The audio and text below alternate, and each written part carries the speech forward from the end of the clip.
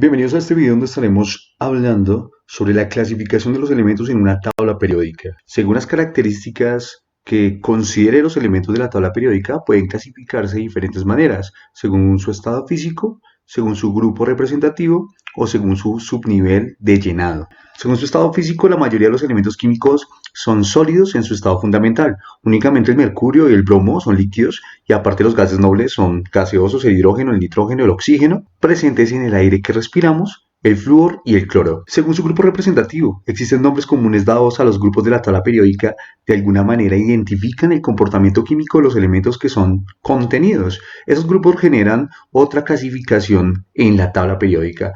En la primera columna, a excepción del hidrógeno, son conocidos como los metales alcalinos. Siguiente columna, metales alcalino-térreos, el grupo 2A. Metales de transición, todos los que se encuentran en la parte media de la tabla periódica, desde la columna 3 hasta la 12.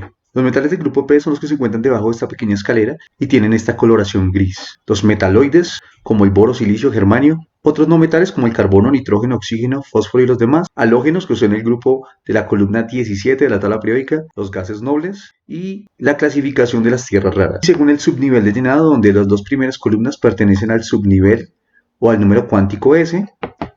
Del 13 al 18 pertenecen al subnivel P. Del 3 al 12 pertenecen al subnivel D, los metales de transición.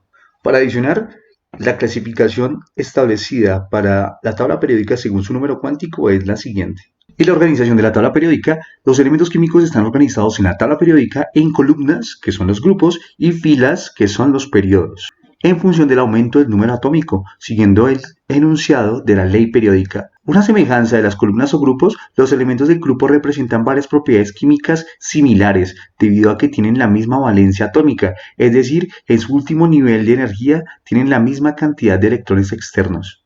Filas o periodos son 7 filas horizontales que representan con números arábigos, y los elementos de un mismo periodo tienen el mismo número de capas de electrones, masas similares y propiedades diferentes. La clasificación de la tabla periódica por bloques nos permite, digamos, identificar que en el bloque S, conocido como el bloque Sharp, están los grupos de metales alcalinos o metales alcalino-térreos, además del hidrógeno y el helio. Estos elementos se distinguen porque la propiedad de que en estado fundamental atómico los electrones de alta energía se encuentran en un orbital S, además de las otras especificaciones mencionadas en esta diapositiva. Los metales alcalinos, cuyo nombre proviene de una palabra árabe que significa cenizas y tiene las siguientes propiedades. El grupo 2A es conocido como los metales alcalino-térreos y presenta las siguientes características. Pierden fácilmente sus dos electrones exteriores S para formar iones 2+. El bloque P de la tabla periódica de los elementos consta de las 6 últimas columnas excepto el helio, desde el grupo 13 hasta el grupo 18. Los elementos tienen electrones de valencia en un orbital P. El bloque P contiene todos los elementos no metales, metaloides y algunos metales. Los elementos del grupo 13 se denominan térreos. Ese grupo incluye el boro, que es un metaloide, además de las siguientes características. El grupo 14, este grupo presenta gran discontinuidad en las propiedades generales de los elementos del primer y segundo periodo, seguida de un cambio relativamente uniforme hacia mayor carácter metálico. En consideración, las siguientes características. En el grupo 15 muestra una marcada tendencia de aumentar carácter metálico de los elementos al descender en el grupo y además las siguientes consideraciones. Los elementos del grupo 16 son llamados calcógenos, que significa antiguo mineral. A medida que se desciende en el grupo, el carácter metálico aumenta. En consideración, las siguientes características. El grupo 17, los elementos del 17 se llaman halógenos, de la palabra griega halos, que significa formador de sal, y describen sus propiedades características, o sea, la capacidad de generar compuestos iónicos o sales al combinarse con metales. Son no metales típicos, sus puntos de fusión y ebullición aumentan al incrementarse el número atómico. El flúor y el cloro son gases, el yodo es sólido y el bromo es líquido. También las siguientes características enmarcadas en esta diapositiva.